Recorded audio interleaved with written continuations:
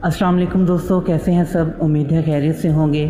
तो दोस्तों, आज हम बात करेंगे एक ऐसे शहर के बारे में कि जिसकी तारीख़ हज़ारों सालों में मुख्तलिफ़ अदवारों में फैली हुई है और इसके बासियों का तहरीक पाकिस्तान में एक अहम किरदार है। जी हाँ दोस्तों, आज हम बात करेंगे सियालकोट की तारीख़ के बारे में और जानेंगे सियालकोट के बासियों का तहरीक पाकिस्तान में किरदार। तो दोस्तों, वीडियो का एंड तक देखें और जिन्होंने मेरा यूट्यूब चैनल सब्सक्राइब नहीं किया वो ज़रूर करें, ताकि इसी तरह हिस्ट्री से मुतल्लिक आपके नॉलेज में इजाफ़ा होता रहे।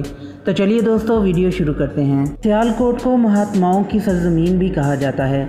राजा सल ने ये शहर आबाद करके इसका नाम सलकोट रखा, जो बदलते बदलते सियालकोट बन गया। बदबूसीदा खंडर, सलातीन के मज़ारात, मिस्मार कले, कदीम गयान, नौ आबादियाती दौर के चर्च, चप्पा चप्पा पर पुराने नक्शो निगार इसकी गुज़श्ता बड़ाई के अफसाने दोहराते हैं। जिस कदर ये इनकलाबात और ज़माने की निरंगियाँ सियालकोट के हिस्से में आईं, शायद ही कोई शहर इनका मुतहम्मिल हो सकता है। इस इलाके की तारीख़ हज़ारों सालों पर महीत है। ना सिर्फ हिंदू और मुसलमान, बल्कि सिखों, फ़ारसियों, अफ़गानियों, तुर्कों और मुग़लों ने भी इस इलाके की तरफ हिजरत की है। सियालकोट की कदीम व ज़रख़ीज़ तारीख़ को 4 अदवार में तकसीम किया जा सकता है। पहला दौर कदीम शहर सागाला का है। आसपास के इलाके की खुदाई से यहाँ कदीम यूनानी तहज़ीब के आसार मिले हैं, जिनमें यूनानी सिक्के और स्तूपे शामिल हैं। कदीम यूनानी किताबों में इस शहर का ज़िक्र सागाला के नाम से मिलता है, जो इंडो यूनानी सल्तनत का पाया तख्त था। ज़िला की मुख्तलिफ़ जगहों पर खुदाई से इस दौर के कदीम यूनानी नक्शे भी बरामद हुए हैं। इसके बाद हिंदू राजा सल का दौर आया, जिसने इस शहर की बुनियाद रखी। राजा सलबान ने इसे कश्मीर का हिस्सा बना के यहाँ एक मजबूत किला तामीर किया और इसे इस शहर के नाम पे सियालकोट कला का नाम दिया। दूसरा दौर मुस्लिम सल्तनत का दौर है, जो शहाबुद्दीन मोहम्मद गौरी की हुकूमत के साथ शुरू होता है। गौरी लाहौर को तो फतह ना कर सका, लेकिन इसने सियालकोट को अहमियत देते हुए यहाँ एक गिरिजन की बुनियाद रखी। 1520 में उस्मान गनी की क़यादत में मुग़ल अफ़वाज शहर में दाखिल हुई। अकबर के दौर में मौजूदा ज़िला सियालकोट रचना बार सरकार के नाम से सूबा लाहौर का हिस्सा था। फिर शाहजहाँ के दौर में अली मुराद ख़ान यहाँ का हुक्मरान रहा। 18वीं सदी में मुग़लिया सल्तनत के ज़वाल के बाद सिख महाराजा रणजीत सिंह ने 40 साल तक इस इलाके पर अपना कब्ज़ा बरकरार रखा। 1849 की जंग से सियालकोट की तारीख़ के तीसरे दौर का आगाज़ होता है, जब अंग्रेज़ों ने रणजीत सिंह को हराकर सियालकोट समेत पूरे पंजाब पे कब्ज़ा कर लिया। 1857 की जंग आज़ादी में सियालकोट में तैनात रेजिमेंट ने बगावत कर दी और मकामी अफराद ने भी अंग्रेज़ सरकार के ख़िलाफ़ हथियार उठा लिए।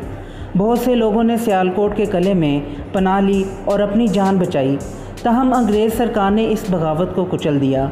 सियालकोट शहर की भरपूर तरक्की भी इसी नौ आबादियाती दौर में हुई।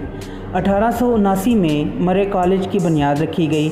1880 में वज़ीराबाद सियालकोट रेलवे ट्रैक को जम्मू तक तोसी दी गई, जबकि सियालकोट तानारोवाल रेलवे लाइन 1915 में खोल दी गई।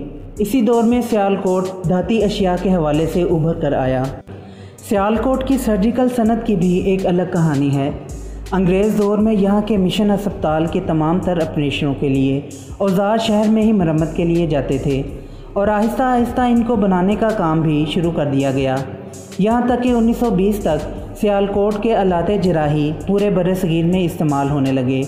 दूसरे जंग अज़ीम की बदौलत ये सनत अपने अरूज पर पहुँच गई, जब ताजे बरतानिया ने अपने सर्जिकल औजारों की ज़रूरियात को पूरा करने के लिए यहाँ नित नई तकनीक मुतारफ़ करवाई।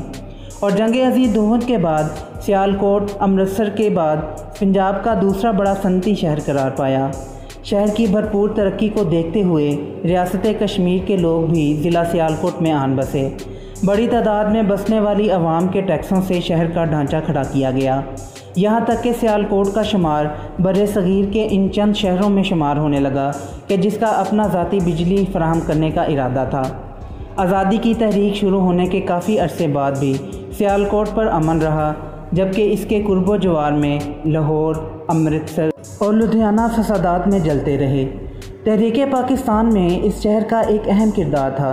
पाकिस्तान का नज़रिया पेश करने वाले डॉक्टर अल्लामा मोहम्मद इकबाल इसी धरती के सपूत थे, जबकि 1994 का तारीख़ी सियालकोट कन्वेंशन भी यहाँ मुनक़्क़द हुआ।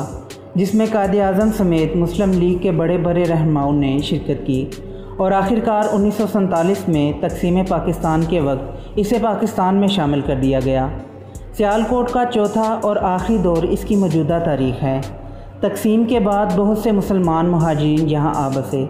यहाँ हिजरत करके आने वालों ने एक नए जोश व जज्बे के साथ दोबारा परवान चढ़ाया और हुकूमत पाकिस्तान ने भी इनकी भरपूर मदद की। 1960 के दौरान ज़िला भर में सड़कों का जाल बिछाया गया और सियालकोट को जीटी रोड से मिला दिया गया। 1965 की जंग में भारत ने जम्मू की तरफ से सियालकोट पर हमला कर दिया। पाक फ़ौज ने कामयाबी से शहर का दफा किया और सियालकोटियों ने भी बेजिगरी से अपनी फ़ौज का साथ दिया।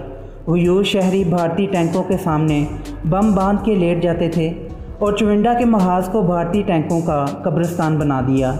ये वो महाज है जहां जंग अजीम दोम के बाद दुनिया की दूसरी बड़ी टैंकों की लड़ाई लड़ी गई। अहले सियालकोट की बहादुरी को सराहते हुए हुकूमत पाकिस्तान ने 1966 में सियालकोट के बासियों को हलाले इस्तिकलाल से नवाजा। 1971 की जंग में भी सियालकोट का भरपूर दिफा किया गया, यहाँ तक कि भारतीय इलाके छम सेक्टर पे पाक फ़ौज का कब्ज़ा हो गया। तो दोस्तों, ये थी आज की वीडियो पसंद आई हो तो लाइक ज़रूर करें और मेरे YouTube चैनल को सब्सक्राइब करें। फिर मिलते हैं एक नई वीडियो के साथ, तब तक के लिए इजाज़त दें। अल्लाह हाफिज़।